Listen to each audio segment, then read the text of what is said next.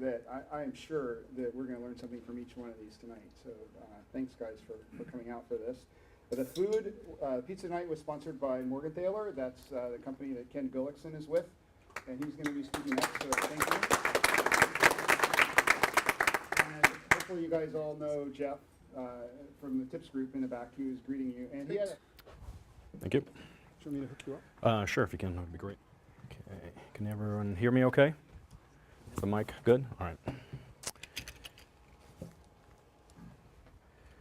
So while we're setting up here, wanted to give everyone an opportunity to download Carticipate. It's available for free on the App Store. We've been officially out of beta since October 14th, and we originally started the company back in May. And the vision of the company is to make ride-sharing and carpooling easier. And since the phone is location aware, you just say where you're going and when, and you broadcast that to the Carticipate network. And so the iPhone is a perfect platform for that. Our vision is that to make ride-sharing and carpooling tools, it has to be mobile. And if it's location aware, it's even better. So we are certainly thinking about other mobile platforms, but to us the iPhone is the best way to showcase the Carticipate concept. And we haven't announced this yet, but basically we're going to be launching Facebook within days, and I'll give you a demonstration of that. But it's basically more, it doesn't really work, but kind of gives you the idea. So, let me see here. Okay. All right. There you go.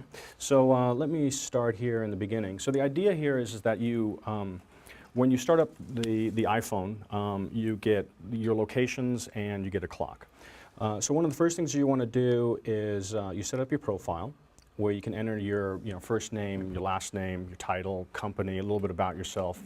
You put in your cell phone number, and once you completed that, the phone comes with preloaded default locations, but you can edit those. One of the things that we did with version 1.2 is you can also import that from your contacts. So Johnny Appleseed, you can bring his work phone number in, and then now that will be part of your locations list. Okay. You can also delete. Oh, that's right, edit.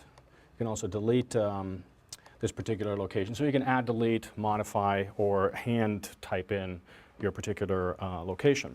Now this is important because every time you want to do ride sharing, especially in the mobile format, you also put in your default available settings.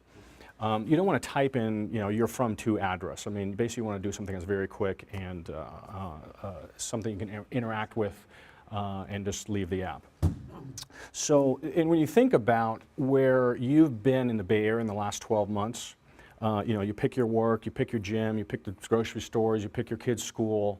Once you get to a list of about 12, statistically, you're probably within 99.9% of the times where you go, right? I mean, if you pick Sonoma, your favorite place in Santa Cruz, maybe Tahoe. I mean, once that list gets to 12, you're going to have a hard time picking places that you haven't been to in the last 12 months. And if you go to your friend's place, you can easily add that through that contacts list that I mentioned. So let's say tonight, and double-click this, that gives you your current time, and then I can say tonight I'm going to go around, let's say 10:30, back to San Francisco, and now I can do a search for San Francisco. And that gives me the search result. This is our, what do you call it? This is our test server. So these are just search results or from the test server. Then you can also let others find me. And when you then hit refresh, you will, it should come back, where you'll see yourself. So you will see your own posts. And there you are, current location to San Francisco. Now the other thing is that here we won't see this because the reverse geolocation, the server does reverse geolocate you, and but the test server thinks, or this phone thinks it's in Cupertino.